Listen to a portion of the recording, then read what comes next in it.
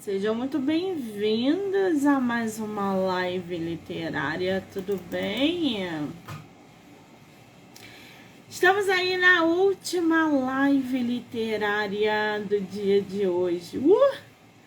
Quase 10h30 da noite, que delícia, né? Isso porque a gente acordou junto, a gente vai dormir junto, não é assim que a gente fala? Oh, meu Deus! Bom, deixa eu mandar mensagem aqui pro escritor, que ele tá me mandando mensagem. Para fechar o dia hoje com chave de ouro, a gente vai conversar com o escritor nacional de fantasia, Augusto Arthur de Oliveira. Ele que escreveu Os Aventureiros da Fênix e A Cidade Amaldiçoada, vai bater um papo com a gente sobre essa história. Legal, né? Escritor de fantasia. Se vocês puderem ver a capa, corre lá na Amazon que tá uma capa belíssima. Adoro capa, né, gente? Lembrando que essa live pode ser assistida pelo Spotify, Anchor, Amazon Music, canal do YouTube, TikTok e Instagram. Do livro Não Me Livro, tá? Muito bem, nosso escritor entrou.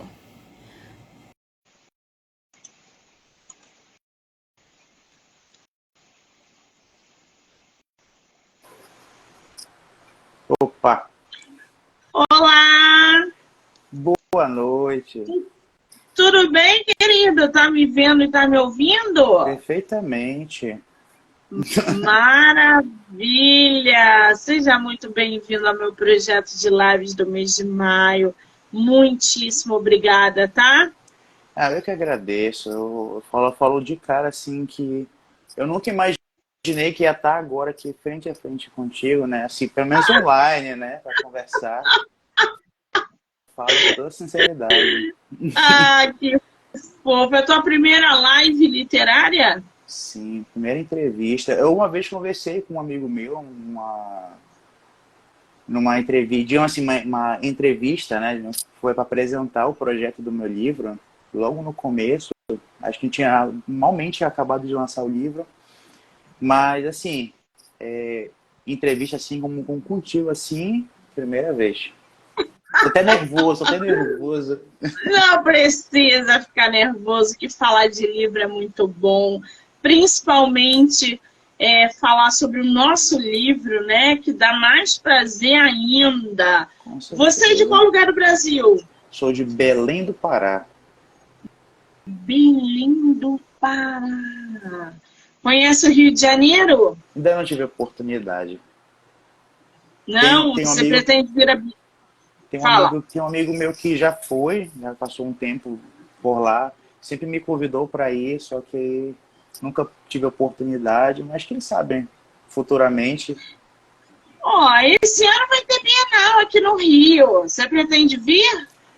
Olha, eu ainda não sei dizer assim, se realmente eu vou conseguir por conta do trabalho, né? Eu trabalho constantemente, mas vou tentar ir sim, com certeza, com certeza. Muito bem, se você conseguir vir a Bienal esse ano, mande mensagem para que a gente possa se conhecer pessoalmente, trocar figurinha, tá? Com certeza. Eu tô aqui com o teu livro, Os Aventureiros da Fênix e A Cidade Amaldiçoada. Você tem ele físico aí? Tenho sim. Mostra essa capa tá uma coisa que eu tô passando mal com essa capa. Gente, será tão siricutico. Olha essa capa.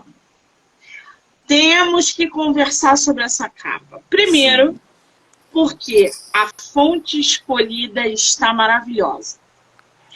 Ela tá uma espécie ali de...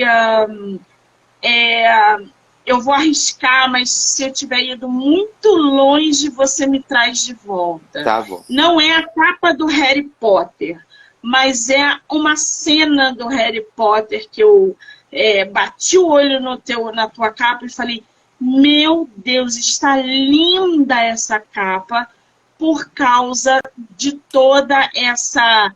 Não está sombrio, brilho, tá um negócio diferente, lindo. Eu tô apaixonada por essa capa.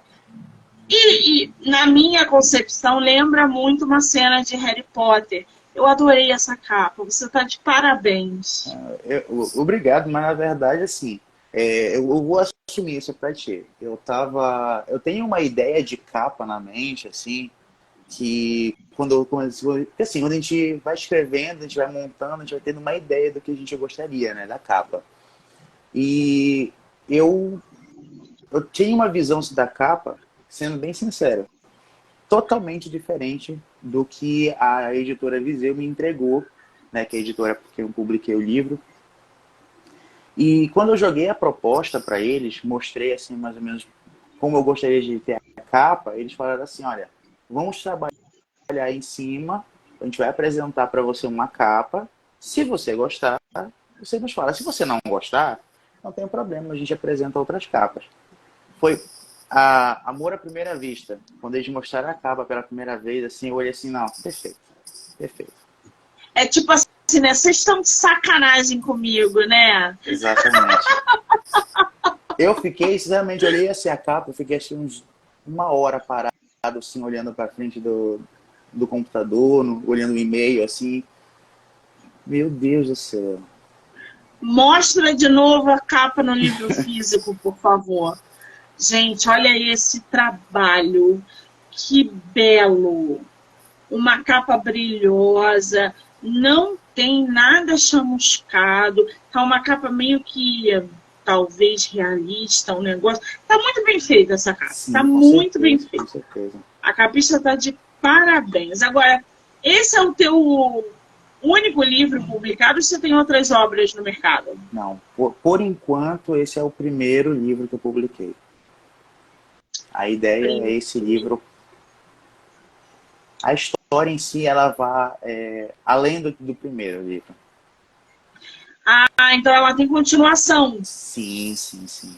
E serão quantos livros? É uma trilogia, uma saga? Você tem ideia? A proposta que eu coloquei para mim é que elas sejam 4 livros. Na verdade, 5. Porque, enfim, eu vou já conversar bastante. Eu tenho uma ideia mais ou menos do que eu vou fazer com esse livro aqui. E eu espero poder levar mais para frente. O pessoal gosta, né? Muito bem. Agora, do que se trata Os Aventureiros da Fênix e a Cidade Amaldiçoada? Na verdade, é assim.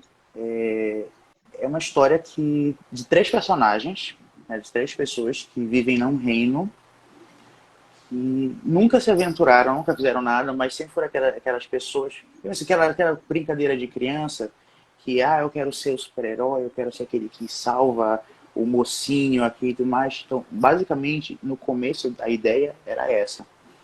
E ficaram mais velhos, tiveram os problemas de família, problemas de vida mesmo. E eles acabaram se afastando por um tempo, cada um tomou um rumo na vida e onde começa a história, eles se reencontram e decidem voltar com um clã que eles tinham criado quando eles eram crianças, chamados Aventureiros da Fênix. E o líder deles, digamos assim, que é o Alexandre, ele ouve uma história e fala, cara, a gente tem que ir lá resolver esse problema. Só que não convidar. Aí que tá, não convidaram ele pra vamos lá salvar a cidade. Não. Cara, tem que salvar essa cidade. Todos os amigos deles decidiram ir junto. E aí começa a aventura deles por dentro desse mundo que eu criei para a história.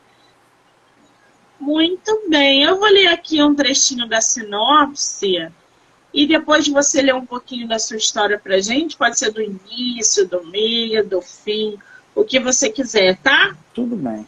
Gente, vou ler aqui para vocês um pedaço da sinopse de Os Aventureiros da Fênix e a Cidade Amaldiçoada.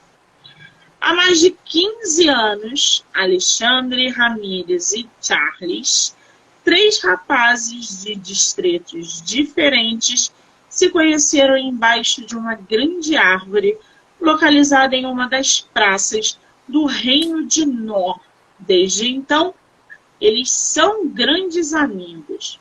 Todos os dias, Eles se encontravam no mesmo local em que se conheceram para conversar e contar histórias. Charles sempre levava livros de seu pai para ler para seus amigos, os quais falavam sobre guerras, aventuras e heróis. Por longos anos, os três amigos se aventuraram dentro do Reino Nor para combater o mal. Neste momento, a Guilda, os Aventureiros da Fênix, está ativa novamente, em busca de aventuras, respostas e a fim de salvar uma cidade que foi amaldiçoada. Quer dizer, é uma fantasia, né? A gente pode encaixar teu livro aí numa fantasia, né? Eu queria que você falasse, Augusto, um pouquinho sobre o Alexandre, o Ramírez e o Charles, que são esses três amigos que você apresenta. Sim. O Alexandre, o Charles e o Ramírez são pessoas que eles se encontraram, digamos assim, o acaso uniu eles. Eles moram em cidade.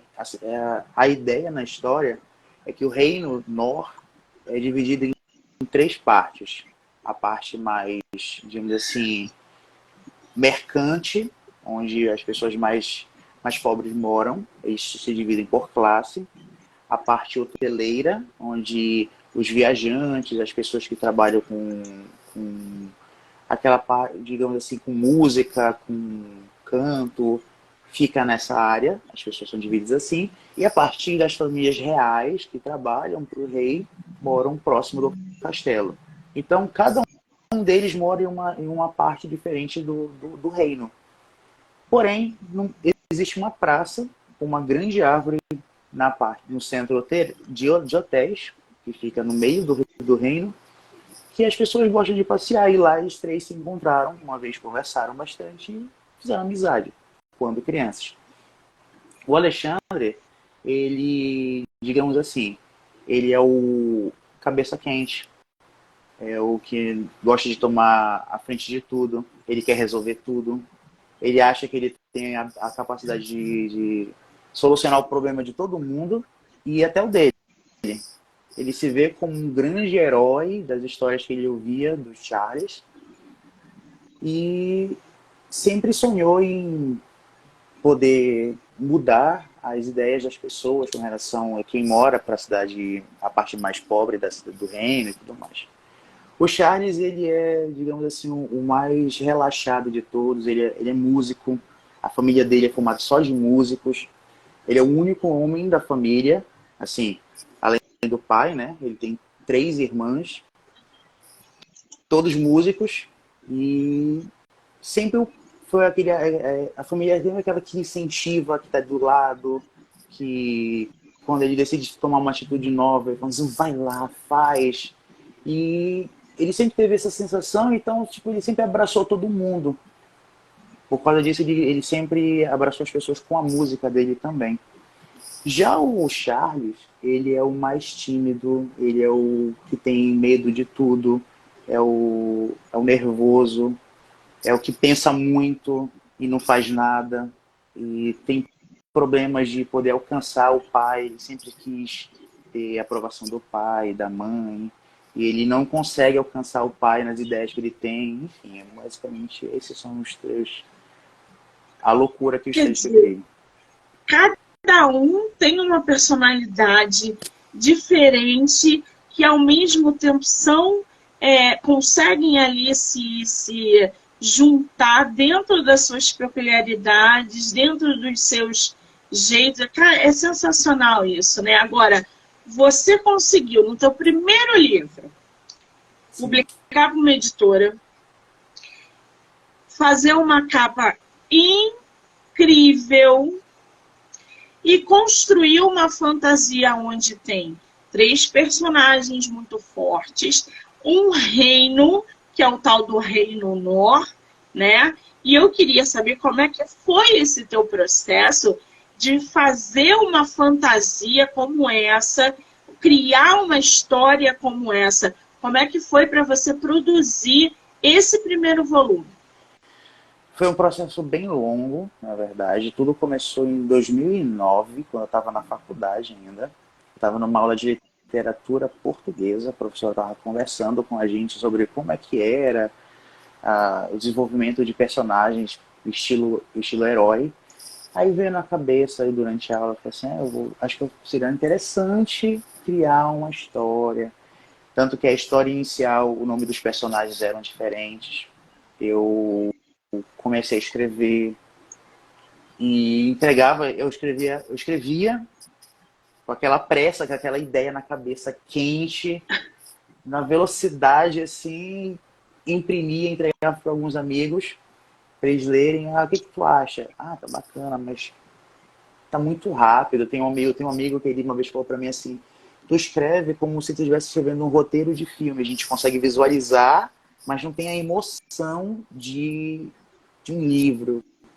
Aí eu ficava assim, pensava, aí eu olhava, lia, relia esse processo. Às vezes, por conta da faculdade, por conta de trabalho, eu acabava engavetando a história e pegava de novo. Quando eu via, já tinha passado 2 meses, 3 meses, aí eu não pegava nada, olhava para o livro, olhava para aquela história, pensava. Era assim, era aquele amor e ódio com a história. Eles vinham, as ideias do que fazer com eles. Ao longo desse processo todo, eu levei mais ou menos uns 9 anos escrevendo essa história. Só 9 anos! isso. Porque eu sou um pouco ansioso. Acho que das poucas vezes que a gente conversou pelo WhatsApp, tu percebeu que eu sou um pouco ansioso. Você não vai levar mais 9 anos para me dar o segundo volume, não, né? Não, na verdade, porque foi assim. Quando eu falei, o processo foi longo. Mas nesse tempo que eu não escrevia a história em si, eu fui por outro caminho. Então eu criei o universo primeiro, eu criei um mundo no livro. Infelizmente, por conta de ter que fazer tudo só, eu acabei não conseguindo fazer um mapa da história do universo todo do jeito que eu queria, do tamanho que eu queria. Mas no livro eu tenho um mapa, até no meu Instagram, quando eu criei o Instagram com o livro, eu coloquei lá num story uma imagem do. Desculpa, continua. Tá, o mapa, eu criei um mapa para situar as pessoas com relação à história. Só que quando eu fui mandar para a editora, ela acabou não conseguindo expandir o suficiente para que fosse muito bem visível, né? Ficou preto e branco e tudo mais. Me entristeceu, mas isso acontece. Aí eu até falei para a editora que eu ia dar um jeito de conseguir expandir a imagem para que coubesse na folha, ou pelo menos que ela pudesse ser maior, para as pessoas poderem visualizar bem o mundo. Então eu criei tudo. Os monstros, as criaturas, a conexão com outros seres de outros, sem ser os seres humanos, porque além disso tem orcs, tem anões, elfos. Tem tudo ali de fantasia, literalmente. Você falou do mapa, né? Que você chegou a botar o mapa ali no story. E tem o mapa no teu livro. Mostra pra gente o teu mapa. Sim. Porque eu fiquei curiosa agora. Só um instante. Lembrando que o livro, gente, tem episódio no podcast, tá? Agora eu tô... Ficou pequeno, né? Mas, assim, mesmo para tentar situar, eu encontrei um site que cria mapas, assim, porque eu passei a minha vida, assim, jogando RPG com os amigos, e eu sempre fui aquele que criava a história e a partir dali... Acho que eu acredito que grande parte do que... Como eu escrevi o livro, como eu criei tudo, foi dessa experiência de ter jogado RPG a vida toda com os amigos, ser aquela pessoa que contava a história, criava os personagens, criava os vilões, criava as situações, tudo mais. Acho que tudo isso, todo esse processo veio daí. Aí eu criei um mapa, um site de mapas para jogos de RPG e coloquei no livro. É engraçado, né? Porque eu já recebi muitos autores de fantasia no projeto e todos eles vinham, e todos eles vinham de RPG.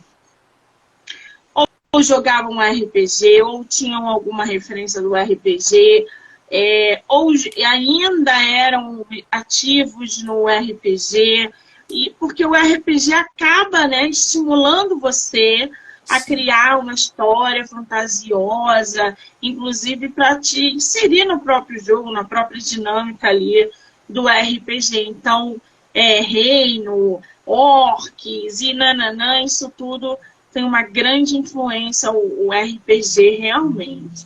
Agora, na sua concepção, quais são os elementos que você acha que são necessários para ter num livro como o seu, de fantasia? Assim, hoje em dia, como uma vez eu ouvi, assim, é difícil criar uma coisa nova. A gente acaba copiando de alguém, né? Então, eu procurei encontrar, assim, uma forma de contar as mesmas histórias de uma forma um pouco diferente e até trazer um pouco mais para o nosso lado. E, assim, eu acho que para uma história de fantasia, não necessariamente precisa ter orcs, elfos, anões, ouro, dragões e tudo mais. Não necessariamente precisa disso. Mas eu acredito que precisa levar o leitor para um outro mundo. É o tirar da realidade dele para botar num mundo onde ele vai se sentir bem por estar lendo, vai se introduzir na história e vai querer vivenciar aquele universo. Eu acredito que é por aí, não é muito eu preciso colocar um dragão na minha história para poder dar a ideia de que é uma fantasia. Acredito que não é muito por aí. É verdade. A gente tem essa concepção, né, de que vou ler um livro de fantasia e vou encontrar orcs e vou encontrar dragão e nananã. Eu tenho contatos com livros de fantasia. Confesso que não são todos, mas eu tenho um aqui, outro ali. Eu gosto de me aventurar nesse mundo, principalmente dos orcs que eu não conhecia. E vocês trouxeram para a minha vida essa fantasia cheia de justamente dragões, orcs. Aliás, foi por causa dos meus autores de fantasia que eu passei a assistir Game of Thrones, que eu passei a assistir Senhor dos Anéis, que eu comecei a querer comprar...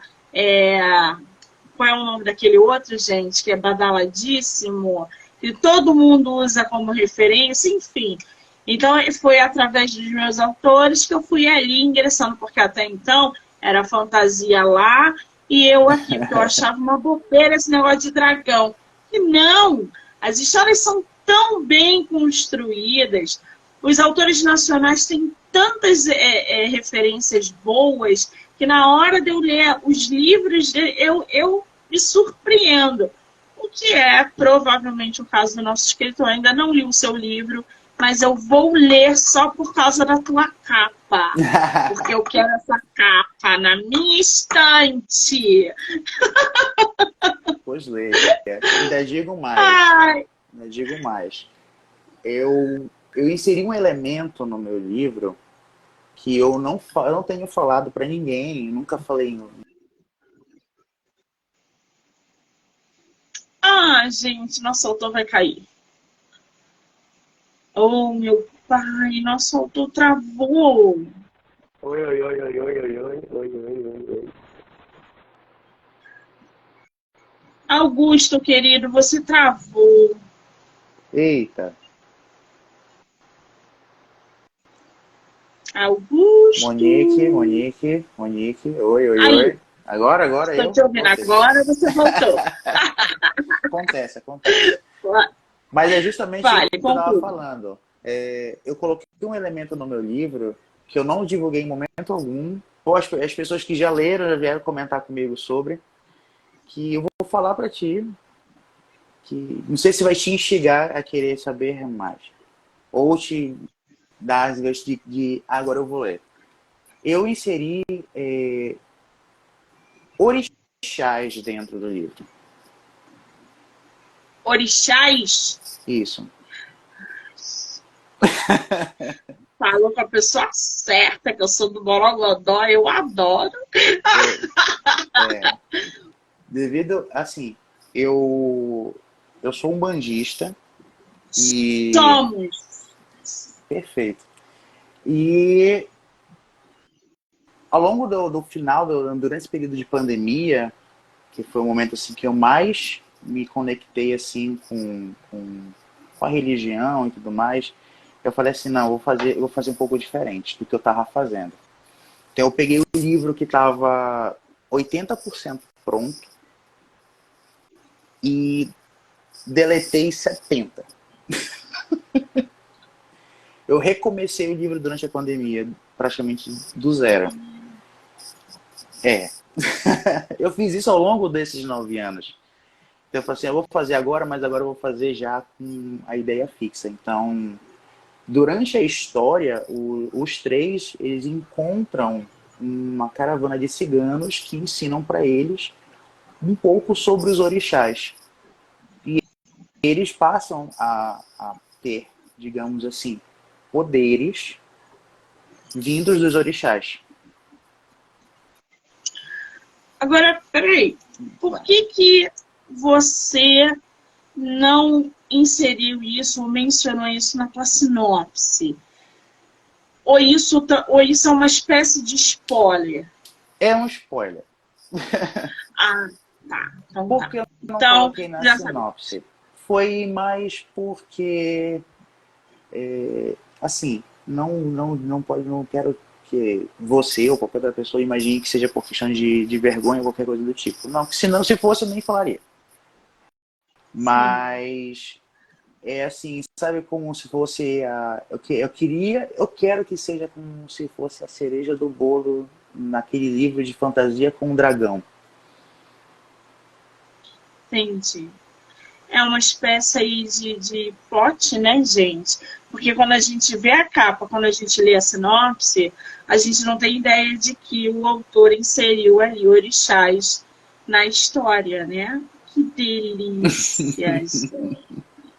Agora, o Augusto me diz uma coisa, você falando isso, né, a gente já muda um pouco a perspectiva da leitura. E aí a gente entra num outro ponto que é justamente esse desafio, o desafio do escritor, no seu caso, de Sim. criar magia, poderes sobrenaturais, entre aspas, podem dar o nome que vocês quiserem, com essa história de fantasia. Qual foi ali para você ao longo dessa construção de faz, refaz, vamos botar orixá, vamos botar não sei o que lá, o seu maior desafio? O meu maior desafio, primeiramente, que eu enfrentei de verdade, foi colocar em papel uma ação de fato. Porque assim, quando a gente escreve uma história, antes de fato de escrever Os Aventureiros da Fênix, eu cheguei a escrever algumas histórias pequenas, mas infelizmente por questão de mudança de casa, eu acabei perdendo o material e enfim, foi ao relento. Mas a ideia ainda está aqui na cabeça. Estou aqui, um dia eu vou tirar daí e vou escrever. E contar uma história com relação a algum personagem, assim, um drama, é muito diferente de contar uma história de fantasia onde há ação, onde há uma luta, e colocar isso em papel, transformar uma ação, fazer com que a pessoa que esteja lendo ela sinta de fato toda aquela tensão da luta. Isso para mim foi um grande desafio. Reescrevi diversas e diversas vezes. Logo depois, meu segundo desafio foi conseguir encaixar orixás com dragões, com um mundo fantasioso onde todos estivessem no mesmo lugar.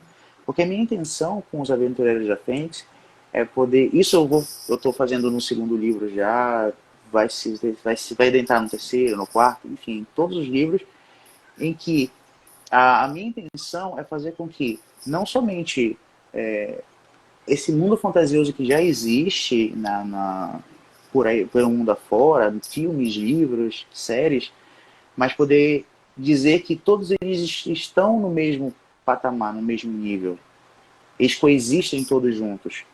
O dragão, a história do dragão, as religiões, a fantasia, tudo isso dentro de um único universo. Então essa foi a minha ideia, que me fez ter que deletar praticamente tudo, só deixar aquele esqueleto do que eu já tinha feito, as pequenas histórias que eu criei sobre os reinos, as aventuras que cada pessoa dentro do livro já vivenciou. Eu escrevi tudo isso, tem um caderninho ali, tudo separadinho com tudo isso.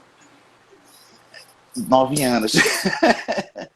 Qual é o teu signo? Capricórnio.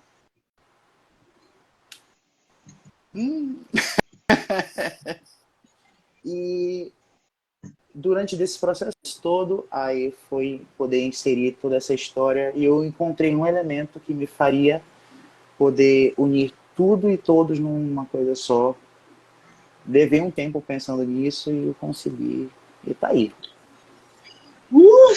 Que bom, né? Porque se a gente tiver que esperar mais 9 anos pelo segundo volume, eu vou enforcar o nosso escritor. Agora, Augusto, tem alguma obra literária que influencie diretamente a tua escrita ou não? Na verdade, não. Mas, como eu tinha falado para você uma vez, eu gosto muito da forma como Stephen King escreve. Colocando coisas simples, bastante emoção na palavra dele, a forma como ele faz tu vivenciar como se tu estivesse ali do lado dele, vivenciando aquela história toda. E aquilo me deixou maluco. E eu falei assim, eu gostaria de ter uma pegada, né, nesse sentido, sabe? E acho que foi por aí. Porque, na verdade, eu sempre li livros, mas nenhum deles, por mais que eu goste das histórias, nenhum deles me prendia o suficiente para poder dizer assim, nossa, eu quero continuar lendo aqui e tudo mais. Eu falei, então vou procurar uma forma minha de fazer isso. Pois é, você falou aí, Monique, o meu livro é uma fantasia, eu coloquei orixás, então a gente sabe que tem alguma coisa ali que é real, ou seja, nem tudo no livro do nosso autor vai ser fantasioso, porque o orixá, apesar de muitas pessoas, né, ainda não acreditarem ou terem um preconceito sobre os orixás, a gente vai encontrar algo que é literalmente real, que são, para a gente que acredita, né, essas energias, essas coisas que movem aí o universo. E aí, eu queria saber, Augusto, como é que você faz para garantir que a sua história, ou para mostrar para os seus leitores que a sua história, ela tem esse ponto verossímil com os seus orixás, com os orixás que você aborda ali dentro, mesclando com dragões e orques e sei lá o quê, e reinos e etc. Eu fiz assim. O que eu fiz foi tentar explicar de uma forma simples, e até mesmo para quem não conhece ou tem um preconceito em relação aos orixás, que eles, na verdade, eles demonstrar, na verdade, como se a força que eles têm para quem é da religião.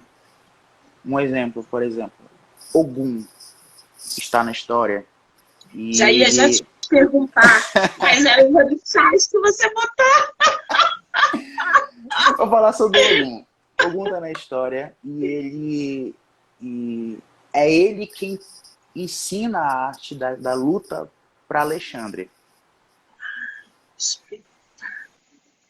E a partir do momento que o Alexandre aprende a lutar de verdade, digamos assim, com Ogum, ele passa a incorporar as ações de Ogum quando vai lutar. Então, em determinado momento, o inimigo do Alexandre, quando ele está ali concentrado com as energias de Ogum, ele já não visualiza o Alexandre, um rapaz moreno, branco, mas sim um homem negro com vários braços, várias espadas e lutando, batendo, mais ou menos por aí. Ai, que espetáculo. Qual é o outro orixá que você botou na tua história? Agora eu quero saber, né? Ai, meu Deus. Não pode falar, né? Não, a gente vai ter que descobrir. Eu vou falar porque são dos 3 personagens. Foi a forma como eu encontrei de fazer com que isso pudesse encaixar bem. Os orixás que eu coloquei foi Ogum, que vai trabalhar diretamente com o Alexandre. Oxóssi, que vai trabalhar diretamente com Ramírez. E a Yansan, que vai trabalhar diretamente com o Charles. Ai, olha, eu acho que a gente pode ter uma amizade muito duradoura. O que você acha? Acho que a gente pode escrever um livro juntos sobre eles. O que você acha? Adorei. Super topo, gente. Que coisa interessante, né? A gente colocar... A gente que eu falo a gente tem autores nacionais que estão trazendo cada vez mais na literatura orixás, folclore. Muita gente não conhece personagens do folclore brasileiro e autores estão trazendo. Os orixás quebrando esses preconceitos de pessoas que nunca leram, mas já sabem que não vão gostar, ou não conhecem e já rejeitam a obra. A Mulher da Foto, que é o livro que eu tenho, né, que eu escrevi, fala justamente sobre isso. É uma história umbandista. Teve uma leitora evangélica que me mandou mensagem e falou assim: a filha dela é umbandista. O meu livro, A Mulher da Foto, se passa através do todo o ritual da Umbanda. Ela virou para mim e falou assim: eu acabei de ler o seu livro, A Mulher da Foto. A minha filha é umbandista e eu sou evangélica. Eu nunca aceitei a minha filha ser da Umbanda. Até parar de falar com ela, eu parei. No entanto, eu resolvi comprar o seu livro porque eu já tinha a ideia de quando eu terminasse, eu vir aqui falar com você. Aí eu falei: eu espero que você tenha... Eu já estava esperando que ela fosse me ofender. Eu já estava esperando que ela fosse me atacar. E aí ela falou assim: quando eu terminei a leitura do teu livro, eu comecei a chorar. E a primeira coisa que eu fiz foi abraçar minha filha e dizer para ela que ela poderia se dar um bando quanto ela quisesse. Porque você quebrou todos os preconceitos que eu tinha. Eu coloquei os caboclos, eu coloquei os herês, eu coloquei todo mundo, toda aquela atmosfera. Fui mostrando o poder do reiki, de um trabalho espiritual. Fui mostrando através do meu livro toda essa quebra de preconceito. Ela me mandou mensagem no WhatsApp, eu passei meu WhatsApp para ela, ela me adicionou, ela mandando um áudio chorando, dizendo que tudo que ela achava da Umbanda, que era disso, que era daquilo, esses rituais e nananã, que ela nunca mais vai fazer um negócio desse. Enfim, ela deu uma justificativa lá. Voltou a falar com a filha, foi no centro que a filha frequenta. Oh, maravilha! Olha, cara, a força de você produzir uma obra para quebrar preconceitos, trazendo para as pessoas, levando as pessoas que, abre um pouquinho a sua cabeça. Você pode não gostar, mas vem conhecer primeiro. Com certeza, com certeza. Atualmente a gente vê muitos vídeos no Instagram, TikTok, que falam de pessoas dando entrevistas por serem umbandistas, candomblecistas e tudo mais, tentando desmistificar esse preconceito em relação à religião, e essa outra coisa é contínua. Eu sei que a gente não pode generalizar em momento algum, mas existe sim uma resistência muito grande com relação à religião, a Umbanda, a tambor de mina, candomblé, enfim. Existe uma resistência muito grande por questão de não conhecer, não querer conhecer, não se dar a oportunidade de conhecer o diferente e achar que tudo aquilo ali vai ser o que sempre eles ouviram. Uma grande ritualística demoníaca ou algo do tipo. Coisa do demônio, Exatamente. Ai, gente, que delícia! Saber que a gente vai ler um livro de escrita nacional que traz aí esses orixás no Alexandre, no Ramírez e no Charles. Augusto, leia um pouquinho do seu livro pra gente, por favor. Eu estou procurando aqui uma parte onde justamente eu falo sobre esse primeiro contato do Alexandre com Ogum. Bom, vamos lá.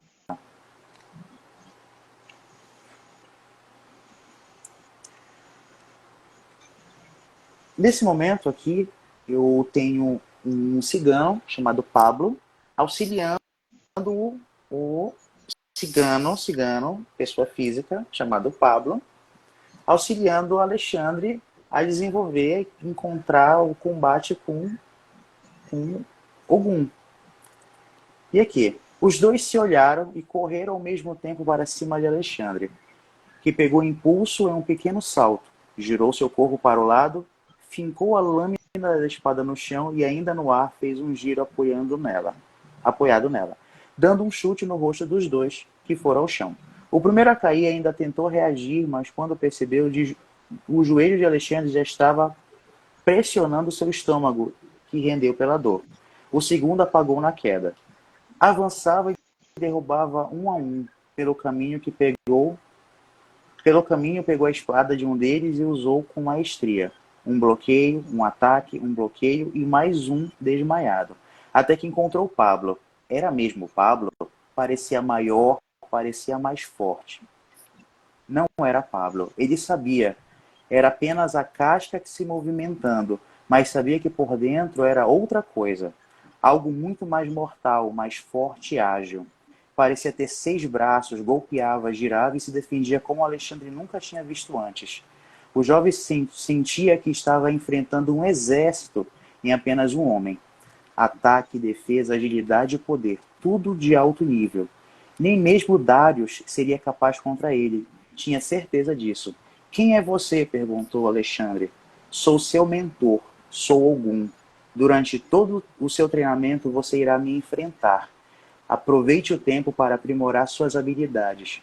Gosto de seu estilo. Você tem honra, assim como Ogum. Obrigado.